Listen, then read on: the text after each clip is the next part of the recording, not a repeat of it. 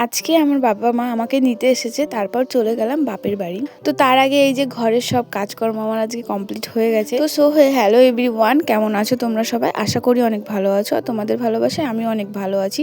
তো দেখো, বাবা মা যেহেতু আসবে আমাকে নিতে, তো তার সাথে সাথে কিছু আরও আত্মীয়কে নিমন্ত্রণ করা হয়েছে আজকে। আর এই যে দেখো, এখানে আমাদের সব রান্না বান্নার জোগাড় করা হয়ে যাচ্ছে একে একে। তো ওখানে মা সবজি টবজি কেটে রেখে দিয়েছিল, আর এই যে এখন ওগুলো ভেজে নিচ্ছে। আর আজকে আমাদের বাড়িতে রান্না হবে তোমার উচ্ছে ভাজা, আলু ভাজা, বেগুন ভাজা। তারপর নতুন কুটুম আসলে আমাদের বাড়ির মধ্যে নিয়ম তোমাকে কুমড়ো খাওয়াতে হয়, সেই কুমড়োর তরকারি। আর এই যে দেখো, এখানে সব মশলাগুলো রেডি করে রেখে দিয়েছি। আর এদিকে আর হবে শুধু বাটা মাছের ঝোল, আর হবে মাংস, পায়েস, চাটনি, পাঁপড়, মিষ্টি। তো এই ছোট্টখাট্টো কিছু আয়োজন করা হয়েছে বাড়ির মধ্যে আজকে। আর এই যে এখানে ঠাম্মা তো মাংসটা ভালো করে ম্যারিনেট করে রেখে দিচ্ছে, মাছটাও নুন হলুদ মাখিয়ে রেখে দিয়েছে। আর মাংসের মধ্যে ঠাম্মার মনে হয় হট করে মনে পড়েছে যে আমি জিরে বাটা আদা বাটাটা দেওয়া হয়নি, তো তারপর আবার দিয়ে দিল। আর এই যে এখানে আমি আজকে সব মিক্সারে মশলা করে রেখে দিয়েছি। ঠাম্মা মাছ কেটেছে, মাংস ধুয়েছে, মা সবজি কেটেছে। তো আমরা সবাই মিলে এরকম মিলামেশা করে তারপরে ভালোভাবে সব কাজগুলো সেরে নিয়েছি। তারপর এখানে তো আমার মশলা করে দেওয়া কমপ্লিট হয়ে গেছে, তাই আমি বসে বসে দেখছিলাম। তো ঠাম্মা আর মাকে, মা তো ওইদিকে একে একে সব ভাজছে, আর মায়ের হাতেও ব্যথা, মা সেরকম ভারী কাজটাও করতে পারছে না, ঠাম্মাই করে করে দিচ্ছিল। আর ঠাম্মা আমাকেও করতে দিচ্ছিল না, কারণ আমার খুব কাশিও হয়েছে। তো সে কারণে ঠাম্মা আমাকে কিছু হাত দিতে দিচ্ছিল না। তো যেগুলো শুকনো শুকনো কাজ ছিল সেগুলো বলেছে তুই করে দে, তো সেগুলোই আমি করে দিচ্ছিলাম। ঘরটার গুছিয়ে রেখে দিয়েছি, আর আমার ঘর তো সবসময় গোছানোই থাকে, নতুন করে গোছানোর আর কিছুই নেই। তারপর আমার বাবা মারাও এসে খেয়েছে। তো এই যে দেখো, এখানে আমার বাবা মারা চলে এসেছিলো, সেটা নিতে পারিনি, কিন্তু তারপর আমি একটু ঘরে বসেছি, ঠাকুর ঘরে। তো ননা আমাকে বলছে কার্তিকের চোখে চশমা রয়েছে। তো আমি বলছি হ্যাঁ, তুই পড়, নিয়ে আয়। বলছে না, আমি পড়বই না, ওই যে কার্তিকের চোখে চশমা রয়েছে। মা বলছিল ওকে এখনও জলে দিসনি। আমি বলছি না, ওকে জল দিয়ে কি হবে, ও এদিক ওদিক ঘুরে ফেরাবে, ও নষ্ট হয়ে যাবে। এর থেকে আমার কার্তিক আমার কাছেই থাকুক, ঘরে থাকুক। আর এই যে দেখো, এখানে বাবা ঘরে শুয়ে রয়েছে। বাবা এসে আজকে আমার ঘরে আমার বিছনায় শুয়ে রয়েছে, এটা দেখে আমার সত্যিই খুব ভালো লাগছে। সত্যি কেন জানি না আমার মনে খুব আনন্দ লাগছে। তবে মাকে বললাম চলো তোমাকে দোকান ঘর থেকে ঘুরিয়ে নিয়ে আসি। তারপরে মা, আমি আর ননা মিলে চলে গেছি দোকান ঘরে ঘুরতে। আর ননা তো আমাদের বাড়িতে এসে খুব খুশি, এইদিক ওইদিক ছোটাফুটি করছে, খেলাধুলা করছে, ও মানে খুব খুশি। তারপর বাড়ি এসে আমি বলছি তাহলে ভাত বেড়ে দিই। এদিকে মাকে ঠাম্মা প্রথমে ভাতগুলো বেড়ে দিয়েছে, তারপর আমি একে একে সব কিছু সাজিয়ে গুছিয়ে দিয়েছিলাম। আমি ঠাম্মাকে বলছিলাম ঠাম্মা ভাতটা আমি বাড়তে পারবো না, ভাতটা তুমি বেড়ে দাও, আমি তরকারিগুলো দিচ্ছি। তো সেই আঞ্জাতে ঠাম্মা সব ভাতগুলো বেড়ে দিচ্ছিল এখানে থালায় থালায়।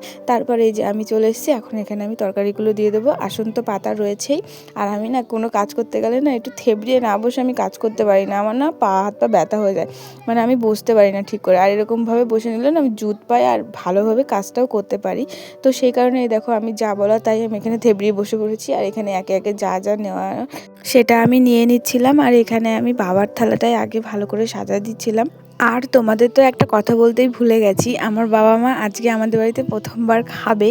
তো বিয়ের 1 বছর ধরে আমার বাবা মা আমাদের বাড়িতে খায়নি, আমার বাবা মাদের এটা নিয়ম ছিল। তো সেই কারণে আজকে প্রথমবার খাবে, তো সেই কারণে আজকে এত আয়োজন করা। তো বাবা মাকে বলেছিলাম জাস্ট আমাকে নিতে আসতে আর কটা ভাত খেয়ে যেতে, এই যা। তো তার সঙ্গে এদিক ওদিকও টুকটাক নিমন্ত্রণ করা হয়েছে, তো ওরাও আসবে, ওরাও খাবে। তো এই ছোট্ট করে একটু আয়োজন বাড়িতে আজকে হয়েছে। আর এই যে এখানে বাবাকে ভাত বেড়ে দিলাম, এরপর মায়েরটা বেড়ে দিচ্ছি ভালো করে, এরপর বাবা মা দুজনেই চলে আসবে খাওয়ার জন্য। আর তার আগে আমি এদিকে গুছিয়ে গুছিয়ে বেড়ে দিচ্ছিলাম। আমার শাশুড়ি টাশুড়ি সবাই ছিল। আমার শাশুড়ি বলেছে রান্নাবান্না সব করে দিয়েছি ঠিকই, কিন্তু আমি ভাতটা দিতে পারবো না, কারণ আমি পারি না ভাতটা দিতে। বলেছে তুমি তোমার বাবা মাকে তুমি যত্ন করবা, তোমাকে আমি বলছি তো যত্নটা তুমি করবা, তুমি যেভাবে ইচ্ছে সেভাবে যত্ন করবা, কিন্তু তুমি যত্ন করবা, অধিকার তো আমি তোমাকে দিচ্ছি, এই কথাটা আমাকে বলেছে। তো এই কথাটা শুনে ভালো লেগেছে। তারপর এখানে আমি যা বলা তাই সেইভাবে আমি মা বাবাকে সুন্দর করে গুছিয়ে যত্ন করার চেষ্টা করেছি। তো এই যে এখানে তারপর আমি সব ভাতটা একে একে বেড়ে দিচ্ছিলাম, মাকে ডাকছিলাম যে তোমরা চলে আসো, খেয়ে নাও। শ্বশুরবাড়িতে মেয়েদের আর কি সব থেকে বেশি ভালো লাগে যখন তার বাবা মা তাদের বাড়িতে আসে, খাওয়া দাওয়া করে, আনন্দ করে, সেটা দেখে খুব ভালো লাগে। আর সব থেকে বেশি ভালো লাগে যে মেয়েরা একটু প্রেম করে বিয়ে করে তাদের তো বেশি। আর আমার তো লাভ ম্যারেজ হয়েছিল, মানে লাভ অ্যারেঞ্জ ম্যারেজ হয়েছিল, তো সেই কারণে আমি একটু বেশি টেনশনে থাকি, সবসময় সব কিছু নিয়ে একটু বেশি ভয় পাই, কেন জানি না, যে কখন ঠিক করে যত্ন করতে পারবো কি না, ঠিক করে সব গোছাতে পারবো কি না, এইসব নিয়ে টেনশন হয়। যখন আমার বাবা মা আমাদের বাড়িতে আসে তখন আমার জানি না কেন খুব ভালো লাগে। এসে যেরকম আজকে বাবা এসে শুয়েছিল, তো আমার খুব ভালো লাগছিলো, বাবা একটা ঘুম দেওয়া হয়ে গেছিলো।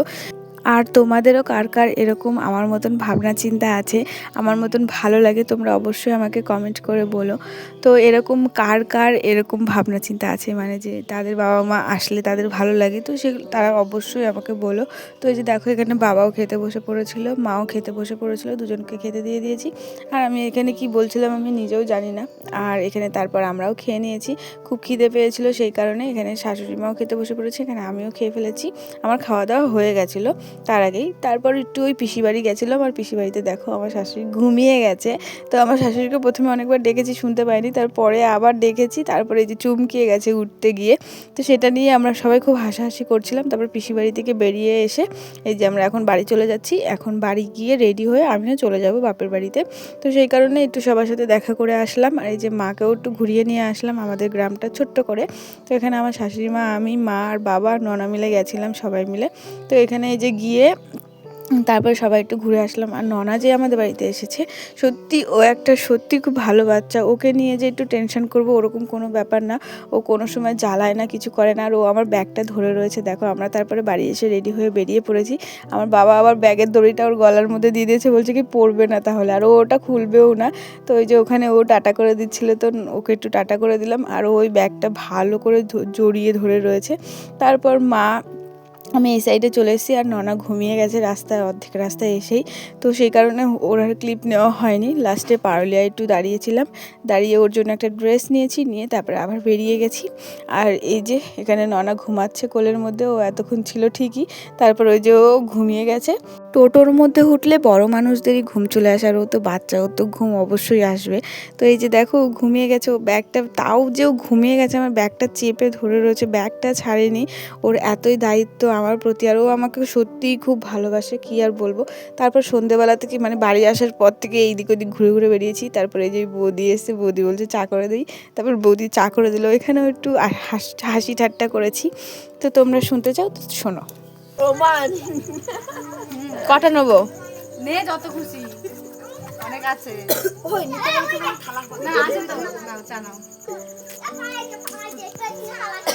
ডাকবো না, এটা খেলতে বিস্কুট দিয়ে দেবো, বিস্কুটটাই দিতে যাবো, চাটাও চাইবে।